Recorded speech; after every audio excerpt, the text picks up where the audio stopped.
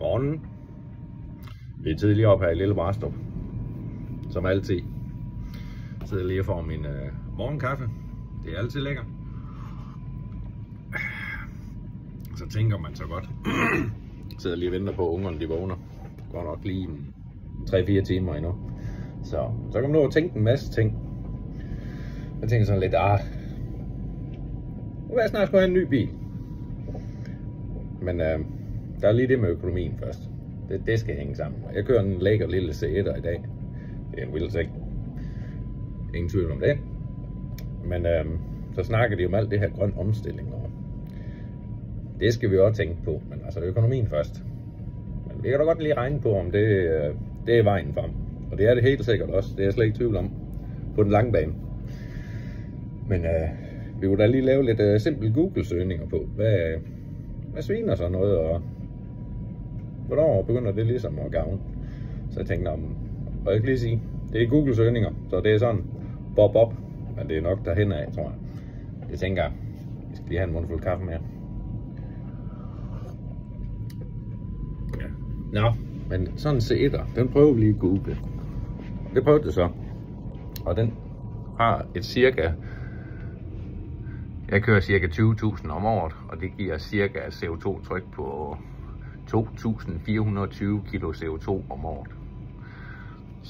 Og så tænker jeg, nå, det er jo nok fint, det kan en elbil nok gøre bedre. Men hvad koster sådan en i CO2-tryk og bare producere det hele taget, til den holder ude i min indkørsel? Det tænker jeg, det er også. Det er jo meget cirka for, hvad størrelse skal man lige have, men de fleste af os, de vil nok skifte til sådan en mellemklassebil, når vi nu kan. Og vi får jo lidt hjælp fra staten og sådan noget, så hvis vi skynder os efterhånden.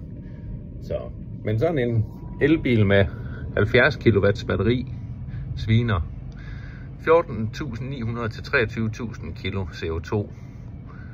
Og gennemsnittet, det er cirka 19.000 kilo CO2 for at producere. Det er altså bare til den holder ude i min indkørsel. Og det er jo fint. Det kommer til at gavne på sigt. Det er jo det, vi skal tænke. Vi skal jo lige stille og roligt udfase det. Men hvis vi så tager, at min lille bil forbrug om året divideret med produktionen på elbilen, så skal jeg køre i 7,8 år for at svine det samme CO2 ud, som det koster, bare at elbilen holder ude i min indkørsel. Ja, Søren. Jamen, det kommer jo til at gavne på sigt. Og det gør det også, ja. Det gør det også, fordi min lille C1'er, den kører ikke rundt og sviner mere. Eller gør den? Fordi det her, det er sådan en fin lille bil.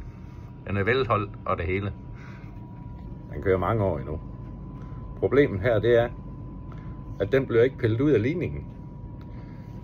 Fordi selvfølgelig, min økonomi skal hænge sammen. Så når jeg køber min elbil, så handler jeg jo min Citroën C1'er med. Og hvad sker der med den? Jamen, det er jo en fin bil, så den kan forhandleren jo snilt til igen. Og hvis han ikke kan det, jamen, så bliver den eksporteret ud af landet. Så kommer den til at køre et eller andet sted, og den kommer til at køre i mange år endnu.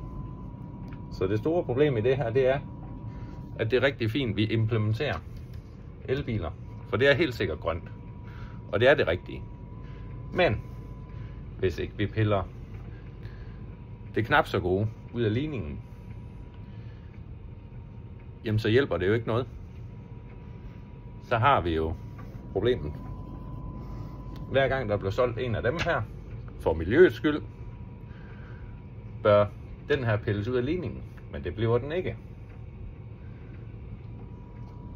Og det skal siges, at mange af os, der skifter bil, når vi skifter, vi kører højst sandsynligt i noget, som kunne have kørt adskillige år endnu.